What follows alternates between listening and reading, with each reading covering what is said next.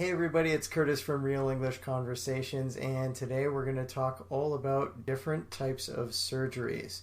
And for the Real English tip, we're going to give you some useful expressions on what to say when you're visiting somebody in the hospital or who is sick. Welcome to RealEnglishConversations.com, the podcast where you can study the art of real English conversation while listening to fun and interesting topics. Hey guys, it's Amy and I'm here with Curtis from Real English Conversations. And today we're going to be talking about the different types of surgery that people have. Yeah. So there's two different types of reasons why people have surgery. Yes. There's people who require it. Like it's medical related. Yeah, say for example... You have to have it. Yeah, in an accident situation, say you have to get surgery on your leg because you slipped and fell and mangled up your leg. Yeah. You have to get it put back together and it needs to be done by surgery. Yeah. Versus something that is cosmetic, a cosmetic surgery or something that is done for vanity. Yes. Yeah. So maybe you want to look younger. Or just change your appearance in some way, but it's not necessary. No, maybe you don't like your nose. Yeah. Or other parts of your body. All right. So we had a friend a few months ago where he was actually at a rock climbing gym. So it's an indoor facility that basically simulates rock climbing in the real world, I guess. And when he jumped down, his foot actually landed in an area that didn't have the padded mats underneath where he landed. And he shattered his ankle. Yeah. And he had to have emergency surgery on his ankle for this. And what's really interesting about situations like this, I mean, accidents happen all the time. Yeah. But one day he's doing something extremely athletic. I can't rock climb, can you? No. No. He's like a monkey. Anyway. He's a very, very active person. Yeah. And the next minute he is at the hospital. He has to have surgery. And he can't walk for 6 months. No. And he has to go through this extensive recovery process with physiotherapy. And rehabilitation. He had to take time off work. Yes. And it was completely unexpected. But it was necessary. So there was no choice for him. It was just, okay, I need to go in for surgery. They're going to put me under with anesthetics so that I'm unconscious, of course, when they're cutting into your body. Right, when you're going under the knife. Yeah, going under the knife is a common expression for this. And it's kind of scary because, I mean, some people, they have reactions to drugs that they use for this sort of thing to knock you out or make you unconscious. Yeah. And, I mean, it's like, well, what if I don't wake up? Yeah, they can have pretty strong reactions to the anesthetics that they use. Yeah, like, of course, most people it's fine, but you always have that sort of fear or that thinking when you're going into that situation. So, I mean, there's other types of surgeries that aren't a surprise. You know that it's coming. Yes. Like, for example, your mom, she had a hip replacement surgery. Yeah. Right? Yeah. So for about, I don't know, a year and a half or 2 years, she was in a lot of pain. Yeah. And... yeah, she had trouble walking and everything. Yeah, and I mean, our medical system here in Canada, we have public health care. I mean, I suppose you could pay for it, but it's really, really expensive. So yeah, everybody gets these surgeries for free, but they do have to wait a long time. So your mom, she actually had her surgery pretty quickly after she was on the list. Yeah. And is still maybe a year she had to wait, right? Mm-hmm. Yeah, she had to wait. It was about a year. Quite a while. It was what she said, a long year. A long year, yeah, because she was very uncomfortable. She was walking with a cane before the surgery. She could hardly get around. Mm-hmm. So anyway, she knew about this surgery. She knew that there was going to be a long recovery period. Yeah. You know, it's a few months anyway until you really start feeling good again, because they have to cut a lot of the muscles and tendons that are in your leg and your hip. Mm-hmm. Whatever they do on the inside, whatever they're replacing. And yeah, it's just the anticipation of knowing about a surgery and knowing you're going to be in a lot of pain, but knowing it's going to be better after. Yeah, the end result will ultimately be better. Yeah, say for instance, like my mom, she had hip replacement surgery recently. And she was on a waiting list for that surgery, right? Yeah, she was on a waiting list for about a year and a half or so, and it was a very long, painful year for her. Mm-hmm. She was really having a tough time walking and had to use a cane and stuff like that. It was a pretty tough process for her. Why did she have to wait so long? The healthcare system here in Canada is a public healthcare system, so all these surgeries are free, but you have to go onto a list and wait for a very long time. Yeah. I mean, they're always having people that have emergencies, and the surgeons that do the same surgeries for hip replacements. For example, that doctor that treated our friend that broke his leg, which was an emergency, was more urgent than a hip replacement. Yeah. So it's something that, you know, there's only so many surgeons that can do the surgery and a lot of patients that need to have the surgery. So they have to wait on a list. And the last type of surgery that we're going to talk about is one that's done for vanity, right? Yeah, vanity meaning for your physical appearance. Right. To enhance or improve it.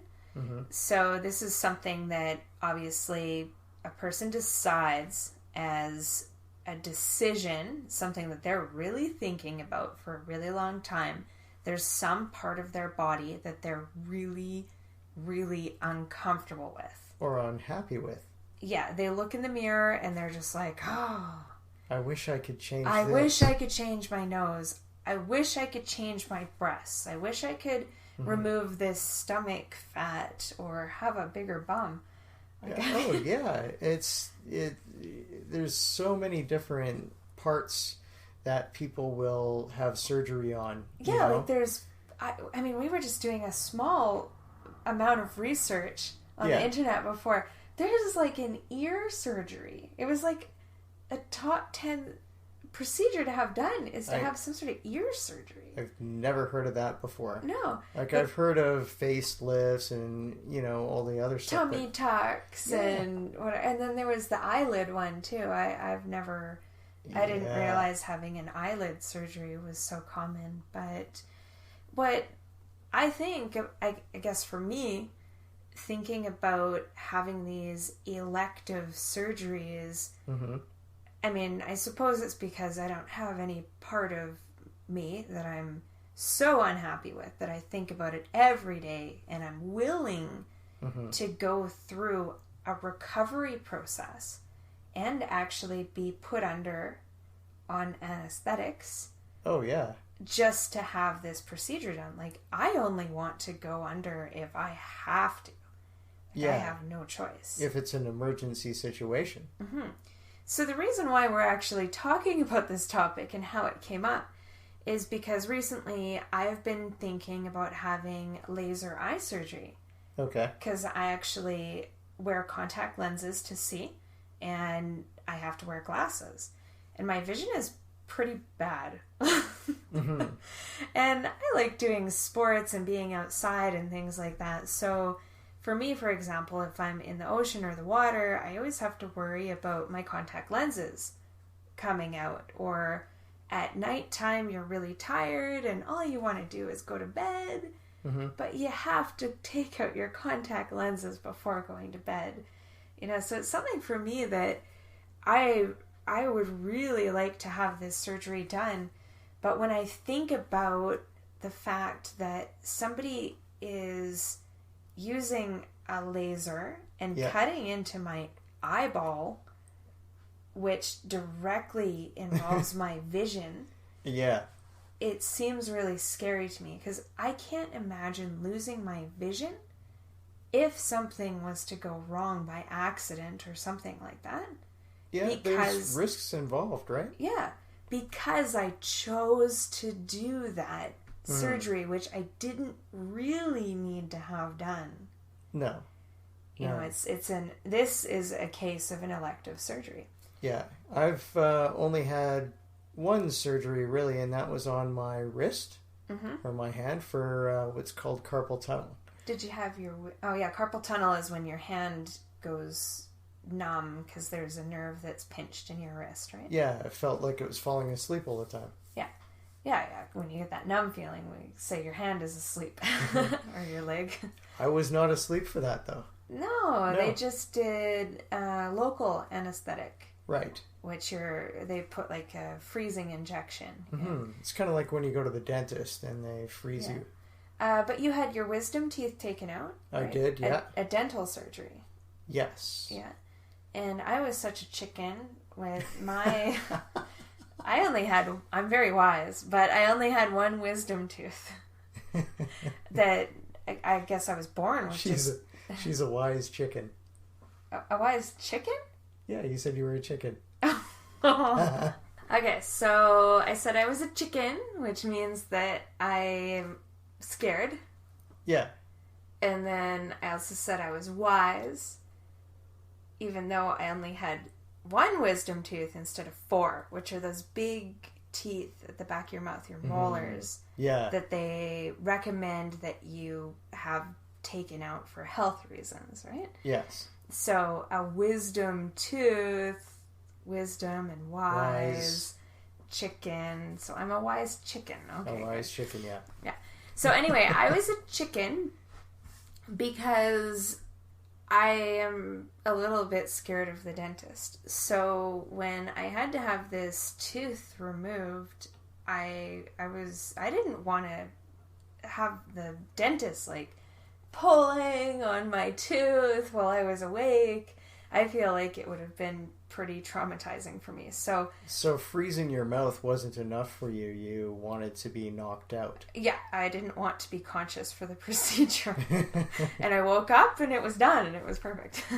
Have you ever been put under for a surgery before? No, I've actually never had surgery that I've had to be put under for, right? So I've had the dental stuff and the the carpal tunnel like I just mentioned, but nothing more than that.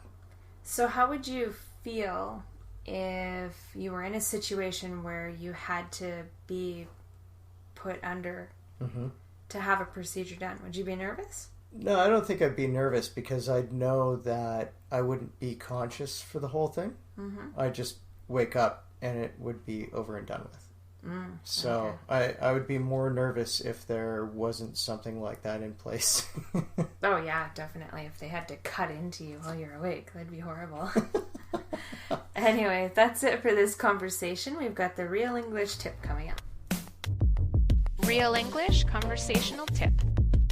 Alright, so for this English tip, we're just going to give you a few common phrases or expressions that people use if they're, I don't know, you're visiting somebody in the hospital or somebody's sick. Maybe you're writing them a card. Yeah. Like a get well soon card. Yes. Right? Exactly. That's what we call them. A get well soon card or a get better soon card. Yeah. Yeah. Sometimes you might want to bring them some, chocolates or a teddy bear. Or flowers. Yeah. Flowers are really, really common. But, yeah, so when you see the person or, you're visiting, but you're leaving the situation, you're going to say, all right, well, get well soon. Get better soon. Or have a speedy recovery is a good one to say as well. Yeah, a couple other common ones that we say is, you'll be feeling better before you know it. Mm-hmm. Or things are only going to get better from here. Yeah, that's another one too. Yeah, so basically the person's in the hospital, they're clearly in a pretty bad state. Because healthy people aren't in the hospital. Yeah, and you want to wish them well. Yeah, you can say any of these expressions and they're all going to be received very well in that sort of situation. Alright, so if you guys can come to realenglishconversations.com, we'd really love to have you sign up as a free member or a premium member. But another benefit that you're going to get by becoming a free or a premium member is you're going to automatically be part of our email list. And this is the way that I can send our free members or premium members special offers or things that we're doing, new things that we're releasing, or even if we have ideas about certain things that we're wanting to try and see if anybody would be interested. The only way that we can get in contact with you is if you are part of our email list. You're going to be the first to know about the things that we do. Yeah. Like, for example, in a couple episodes ago, we were talking about having the talks on Google Plus through Google Hangouts or possibly doing conversational English lessons. Right. So anyway, this information may not be available to the general public on our website. It may be a private invitation for our free or premium members. So you can come to our website, sign up as a member there at realenglishconversations.com. See you next time. See ya.